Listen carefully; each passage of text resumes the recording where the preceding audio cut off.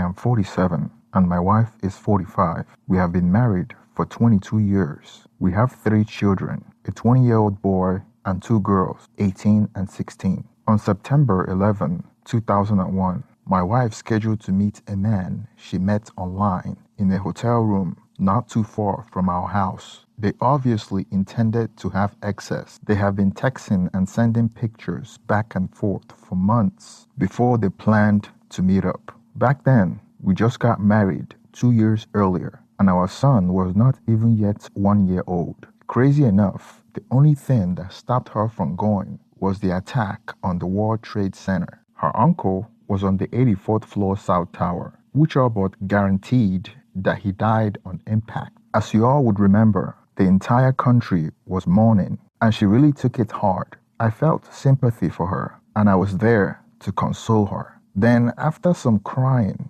and hesitation, she felt so guilty that she confessed to me what she planned on doing earlier that day, saying that she regretted it and changed her mind. She apologized and showed me proof that it didn't get past the emotional stage, and they haven't reached the excess part yet. Before the confession, I had a gut feeling that my wife was up to something, but I had no clue that she was having an emotional affair. And it shocked me because I thought she wasn't that type of person. She grew up in a sheltered household, wasn't allowed to party or drink or go on dates, and has always felt like she missed out. When we started our relationship, she told me that I was the first guy she's been with, and I believed her. But after her confession on September 9/11, I wasn't so sure. If she would go this far, then what else was she hiding? If it wasn't for Osama bin Laden, she'd probably be in a cheap motel having excess with a man she met online,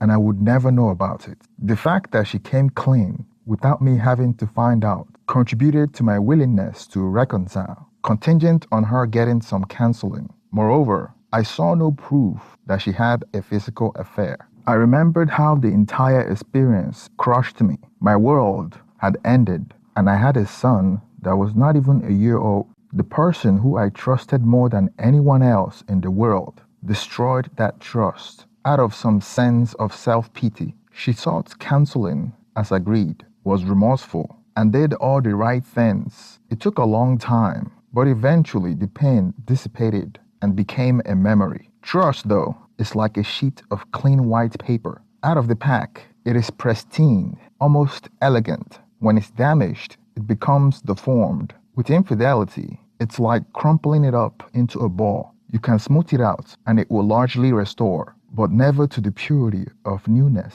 Trust, I had personal issue with her ever since. Even when I was comfortable with how the reconciliation had progressed, I would still have to check on my own, just to be sure. And she passed those checks. I guess that smoothed it out some, but it was never perfect again. Then 19 years later, on October 14, 2019, with 2 more beautiful children later, I had a gut feeling. I hate gut feeling. Or to be more accurate, I hate having them. One Monday morning, she had a blow up with our older daughter, 18, in which our older daughter said some nasty things to her in the morning before school. Later that day, I made the mistake of playing with the dog and making my daughter laugh. My wife, still very upset from the morning, stormed out because of it. The first thing I noticed is that she turned her Find My Location sharing off on her phone. As a family, we keep it on, so we know where each of us are. Turning it off gave me a gut feeling. The trust that I had never been fully restored needed a little booster shot of check and verify. So I kept trying to find an opportunity to check her phone, computer, and anything else I thought might be helpful. The next day, we had to take our youngest to the post office to get a passport for a school field trip. She works at my daughter's school, so she drove her there, and I met them there. We both had to be there. She was aloof during the time we waited, saying nothing but walking away every few minutes to do something with her phone. She was texting someone. I made a mental note to try and get her phone and check it out. Usually, she leaves her phone around the house. Lately, she's been taking it with her everywhere. Another punch in the gut feeling. Wednesday, we bought her an iPad to use at work, and I set it all up for her. We talked about it a couple of times prior, so it was no surprise when she said she wanted to do this. This too became a constant carry around the house. One time, she went out and left the iPad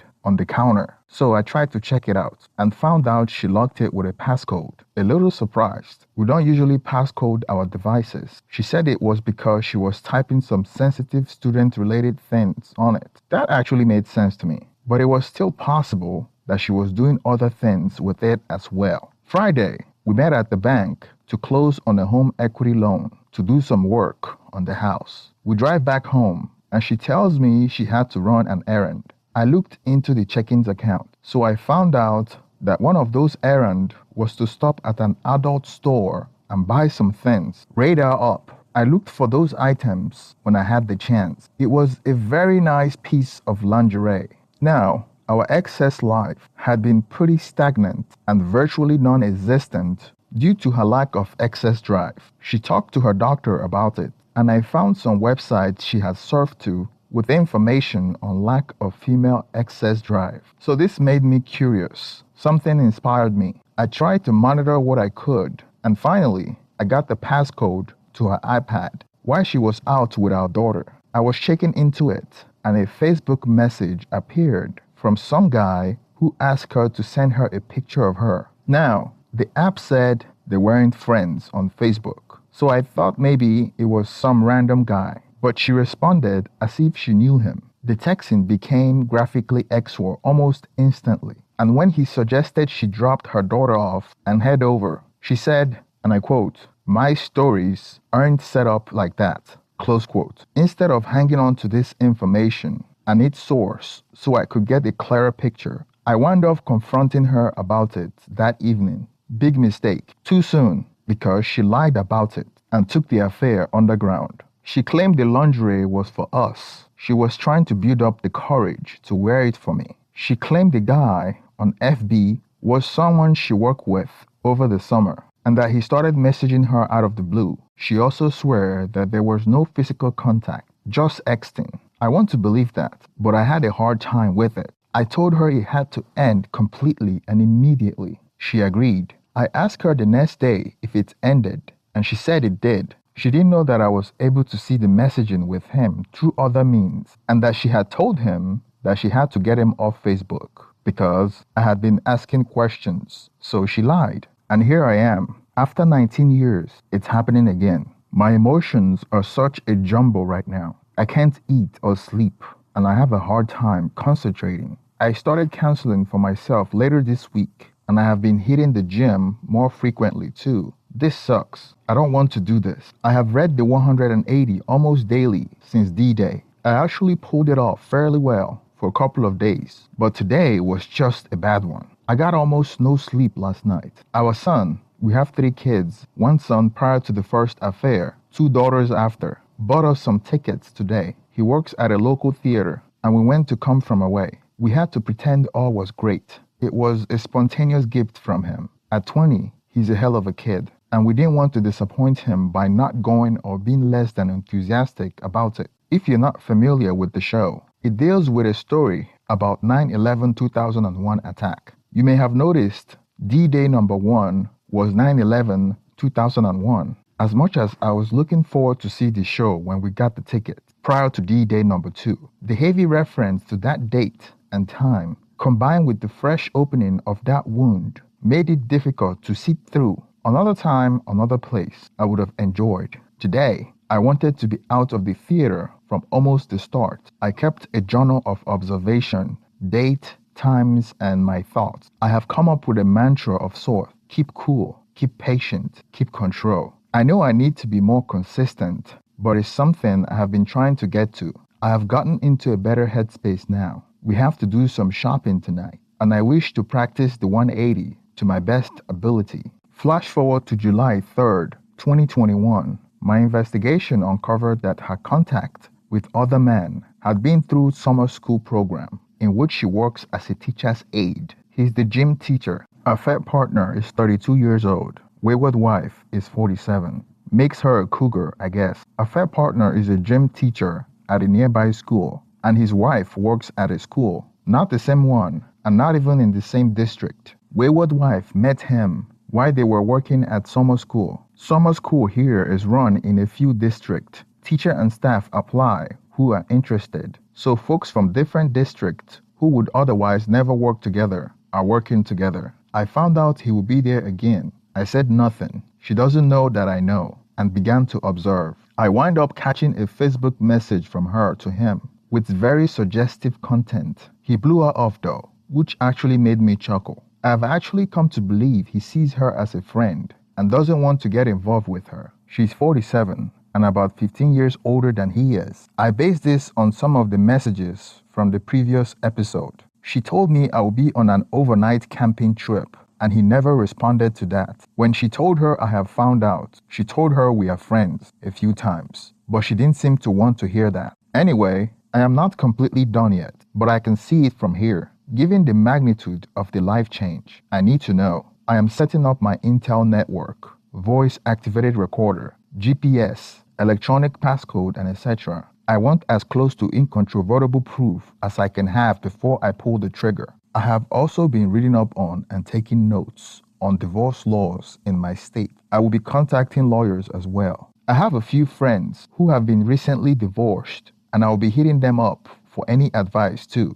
Then I conspicuously collected some DNA samples from my 3 children to make sure that they are mine, just for peace of mind. By far the hardest thing that I have ever done. Regardless of the results, I will love them unconditionally. As to what I'm waiting for, well, I go from F it, we're done, to, well, maybe, often enough, that I know I have to have it hit me in the face hard enough, and it hasn't yet. I also feel like I don't want to put my kids through it, even though they are older, unless it's pretty cut and dry. This is part of me that ghoulishly enjoy hearing her on the voice-activated recorder bitch about the latest development. He unfriended a lot of people in the last days or two. Yes, I snooped there too, and she's not too happy about it. And I know this isn't going to go over well, but she's been going through what I call a midlife crisis over the last year or so. She also lost her mom back in November, and we are having the funeral tomorrow. She's also taking it very hard. 2 days after her mom passed, we lost my dad.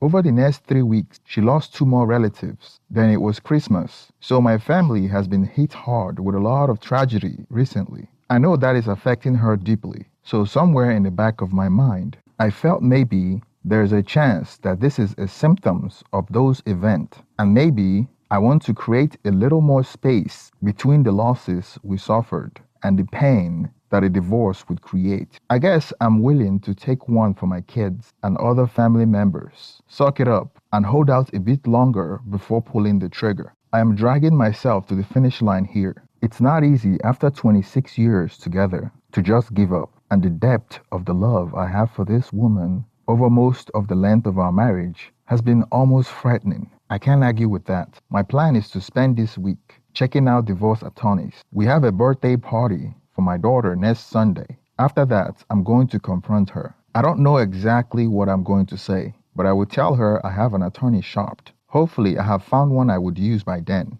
and I'm ready to press the divorce button. While I would love for her to have a come to Jesus moment, I am not willing to continue the marriage after I have collected all the evidence to prove that she's having an affair. February 11, 2022. I have installed a voice-activated recorder in her car. The funny thing is, as I listened to what I caught in the recording and realized what happened, my first inclination was to start mentally noting some effects I was about to feel and how to mitigate them. Sleeplessness, PM, and melatonin will help. Nervous, uncontrollable energy, get back to the gym, lack of appetite, knock off those 5 or so pounds I put back on since getting out of the workout habit. Difficult in concentrating, write everything down. Mentally recite the exact procedure for some common task. I forgot about night sweat until they happened. Then it was, oh yeah, this too. Get a few towels and fresh t-shirts, underwear, and stack them in a pile next to the bed. I think those are the worst, especially in the dead of winter. The next reaction was one of relief. No more spy versus spy, marriage police, or investigation. No more walking on eggshells because I don't want to upset her. Before I actually told her I knew, She was treating me like things were wonderful in our life. For the last few months, she was upset over receiving a box of her late mother's things from her dad to sort out. It didn't affect me. I felt no sympathy, grief, or sorrow at seeing her upset. When the confrontation finally occurred, after her prodding and pushing, "What's wrong? Tell me what's bothering you." All I did was say his name and the words, "I know." She got flustered and stormed out of the house. I don't have to worry about her anymore. I don't have to feel on edge while she's around, as if I had to act a certain way or make sure I accomplish certain tasks. Update. As far as the latest developments are concerned, well, something just seemed off. We were getting along a little too well, it seemed. She was almost too nice to me. Things that would normally annoy her suddenly didn't. At first, I thought she was finally happy, but eventually, it nagged at me, and I decided to put on my black sunglasses and trench coat and became the marriage police. I installed voice-activated recorder on her car and got the GPS in there again. I went fishing and I caught something on my first cast. The recording contained 2 phone calls. The first was of him, and she was driving out to meet him. They wound up in a church parking lot. Really? For about 40 minutes. She went to his car, so I was spared having to listen to that. The next call was to her sounding board friend, who lives halfway across the country. If the call to him wasn't enough, and I have no doubt I could have found wiggle room in that if I really wanted to keep my blinders on, then the call to her sealed the deal. The conversation that eventually happened between us was familiar story here. Primarily, gaslighting and blame shifting. Apparently, her affair was my fault because she resents things she never got to do in her life. She didn't go to college or have a wild single life before we got married. And of course, it's my fault, and she resented me for it. I told her I refused to accept her idea that her affair was my fault, and I had told her a while ago that if she wanted out, then let's end it, and she chose to stay. So no, this is all about her. I will accept some responsibility for not being the perfect husband, but I certainly wasn't married to the perfect wife. I certainly didn't deserve this. So I'm calling a few divorced friends for attorney recommendation and any strategic advice that they might have. I am finally ready to end it. I have finally learned my lesson. My wayward wife has shown she doesn't deserve what it takes to reconcile, and I don't want to sign up for another affair in a few months or years. So I'm joining the divorce side. Is there any secret handshake or something I should learn? I am still in the whirlwind of emotion. I have punched a wall. No damage to me or it, thankfully. Screamed F her at the top of my lungs in the house. Nobody else was home, thankfully. And broke down sobbing to my best friend on the phone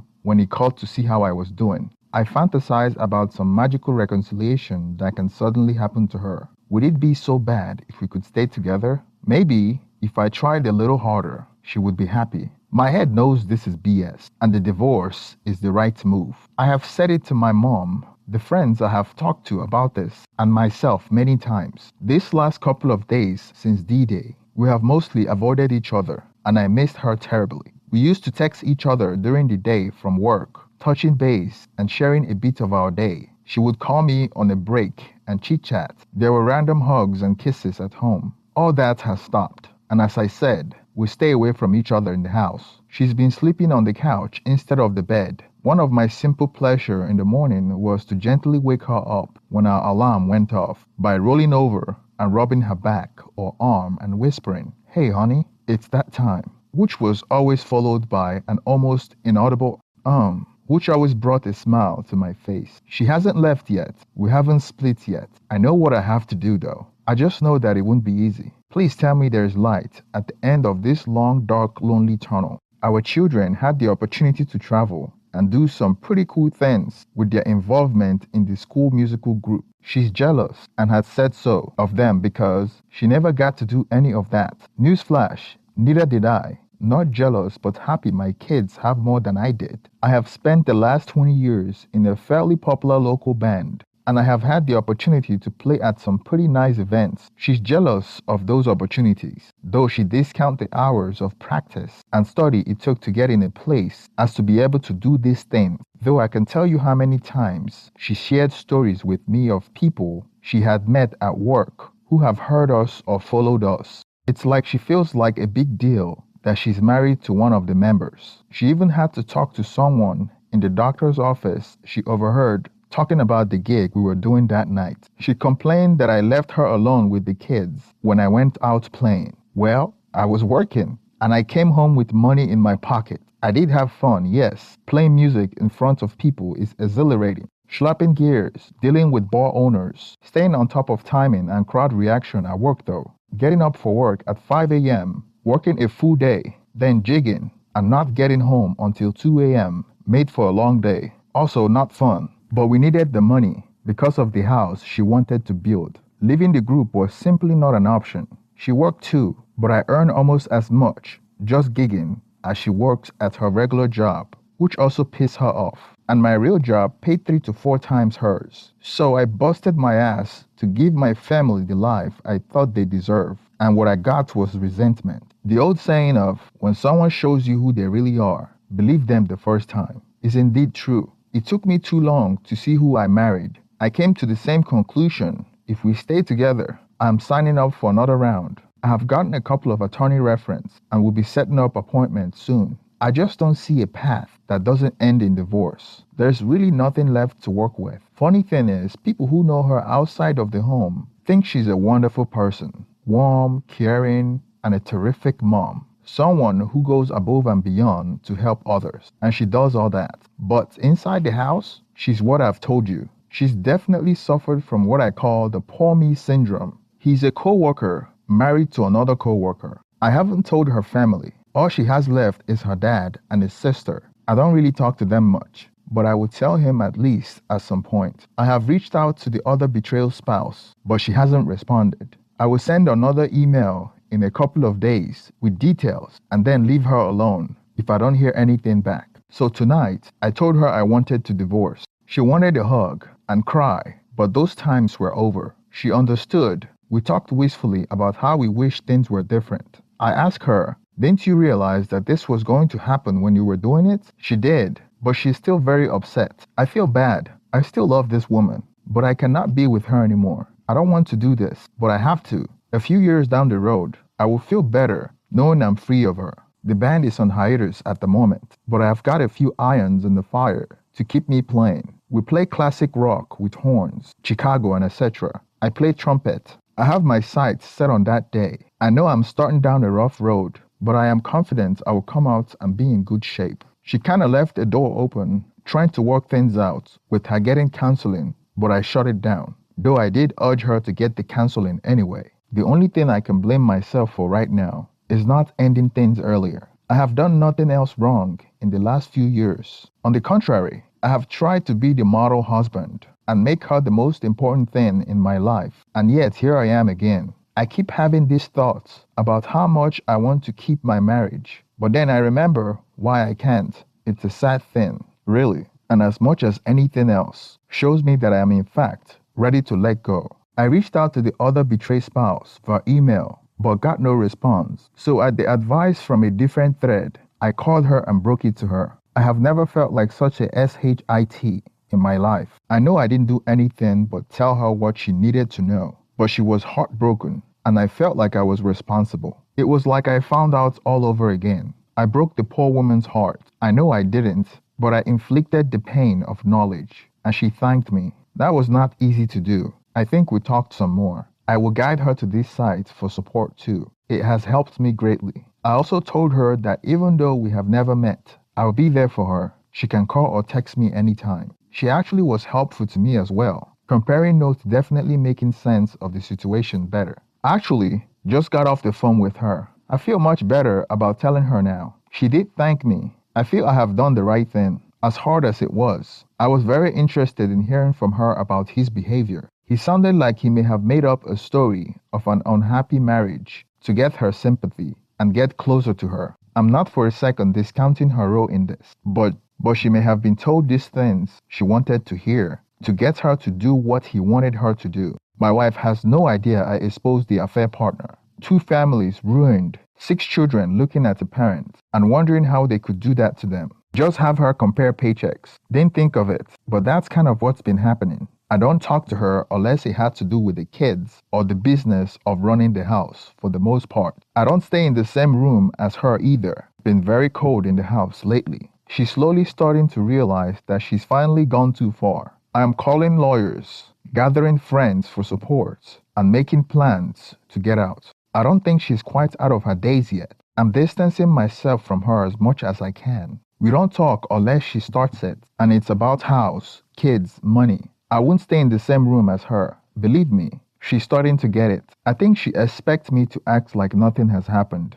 or to do the pick-me dance. Of course, that was what happened in the past. I didn't really stand up to her and assert my demands to stay together. I was content to let it slip by with a few I'm sorries and a bit more excess. Now I'm doing my best at the 180, and I don't talk to her unless it's regarding the kids or household business. No chit-chat. No how you doing, or tell me about your day. None of that. I think she's having a hard time handling my effectively going hands off on pretty much everything. She's incapable of accepting the blame for her action, choosing instead to play the victim. It's actually a bit sad now. She doesn't realize that why I share blame for problems in the marriage, this falls entirely on her shoulders. I realize the why will never get answered, but the questions will always remain. Tonight was a good night. We, as family, went to my youngest daughter's high school musical. She had a bit of a part and did a really nice job. It was so much fun to see her singing and dancing and just loving every second of it. My wife wound up sitting next to my mom, who knows about everything.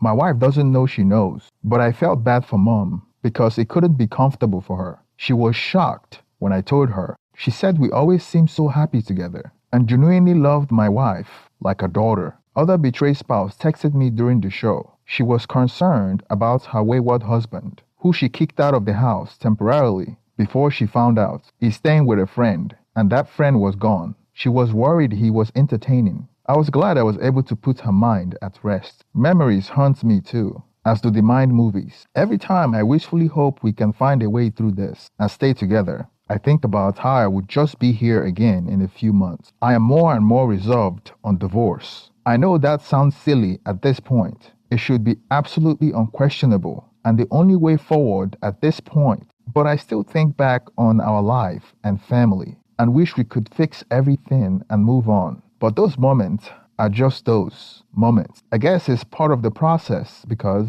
they only last for moments. And then the reality that she's not worth staying with reasserts itself. I think that's progress. As the question has been asked here so many times, why? What has caused this seemingly normal person who was brought up in a very Christian home and who is proud and professes her Christianity to do something so utterly abhorrent to the very idea and moral boundaries that learned from her earliest childhood? Why? So the big final finish happened tonight. I tracked her to the parking lot where her car just sat for a while, then went to a store and returned to the lot. As he sat there, I wondered what the hell was going on. I figured she was with him, so I went to check it out. Sure enough, there was her car with his right next to it. I called his wife. We have been talking for a few days now, and she suggested to go say hi and grab a picture, so I did. I told her not to come home tonight. Heading home afterwards, she called me in tears, saying she's sorry. I agreed to let her come and grab her things so she can be gone for a bit. So now all questions are answered,